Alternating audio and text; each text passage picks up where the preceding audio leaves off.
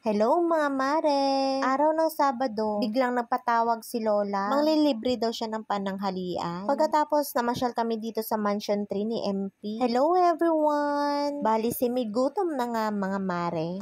Gutom, uy. Isang batalyon nga kami pumunta dito sa SM, mga mare. Syempre, kasama ko po yung mga bata. Biglaan kasing napatawag si Lola. Nag-ayang kumain ng pananghalian dito sa SM. Past 1 na nga nang dumating kami dito. Bali, ang kasama ko palang pumunta dito mga mare ay sila mama at yung mga kapatid ni Daddy B. Bali, hindi namin kasama si Daddy B mga mare kasi nga naka-duty siya ngayon.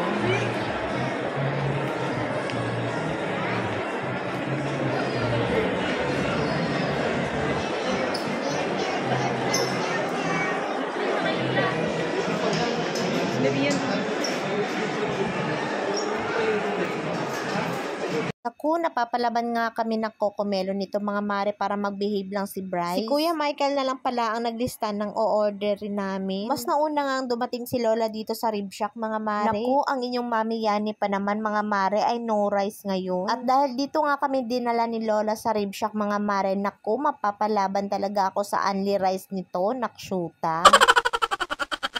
Eto nga, pumunta na dito si Lola para makapag-order at makapagbayad na din. Ang tagal ko nga hindi nakabalik dito sa Rib Shack mga mare. Naku, ang huling kain pa naman namin ni Daddy B dito ay maliit pa si Andrea. Hindi dahil kay Lola mga mare ay hindi nga nakabalik dito. Eto pala ang in-order ko mga mare, spare ribs at saka only rice. Abay, ang konti pa naman ang serving nila ng pipino, nakshuta.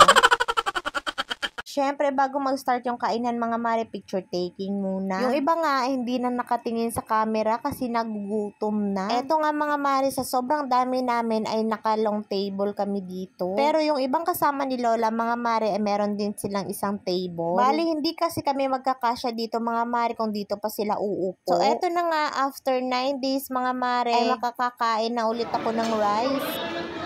Walay only rice, ay walay kuan karon, no rice.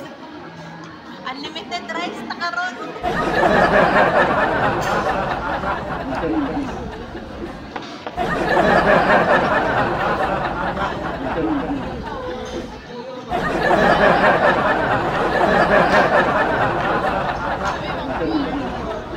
Drug oil.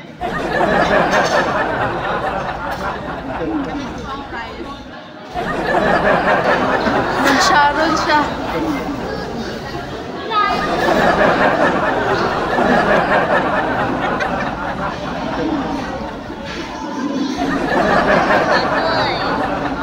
Agoy.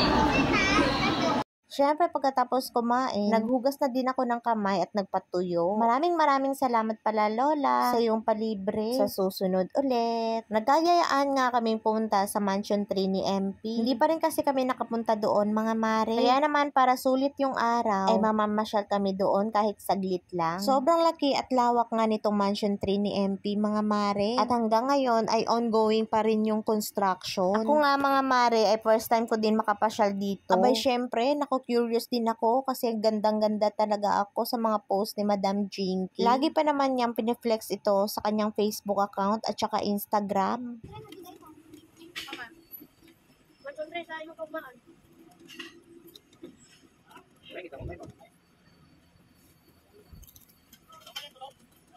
Ako ganito sa cellphone na kayo, ma'am. Kasi nasa kuha niya.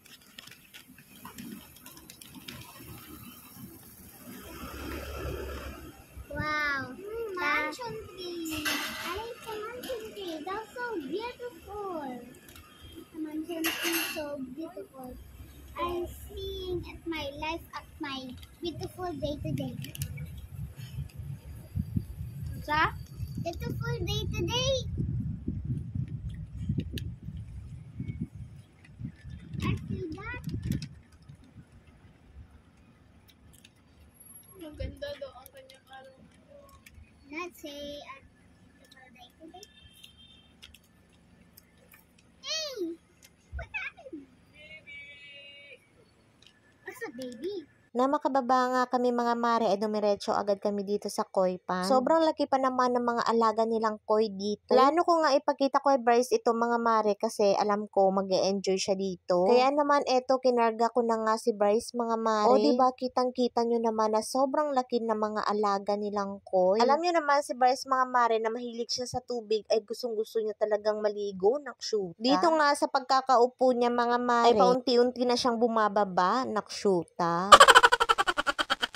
Kaya naman napagpasyahan ko mga mare na pupunta na lang kami doon sa swimming pool nila. Abay, sobrang atat na atat pa naman itong si Andrea makapunta doon sa swimming pool. Lahat ng sulok dito sa mansyon mga mare ay sobrang ganda. Sobrang relax talaga pag pumunta ka dito kasi maraming puno at saka maraming bulaklak. Wow! Wow!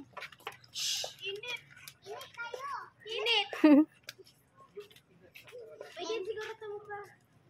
Pareho! Init, didi! Gago ka mabasa. Init, talaga. Ulo ka ha? 10 feet din, Andre. 10 feet. Ikat sa ay.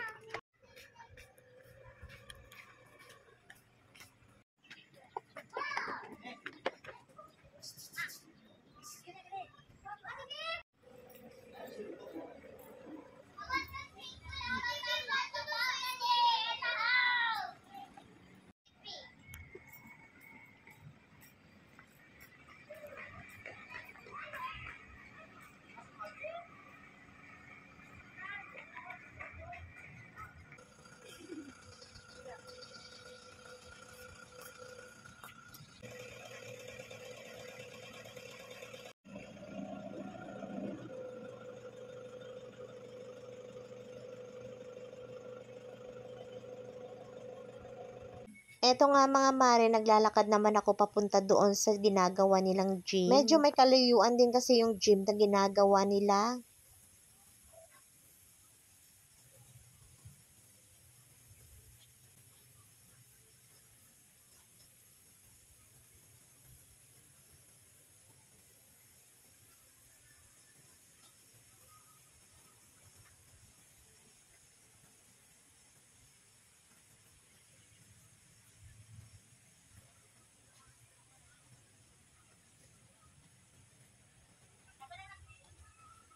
So, eto na nga ang papunta ng jeep nila mga mare. Naku, andun na pala sila mama sa unahan. Siguro yung katabi ng gym mga mare ay parang bulwagan.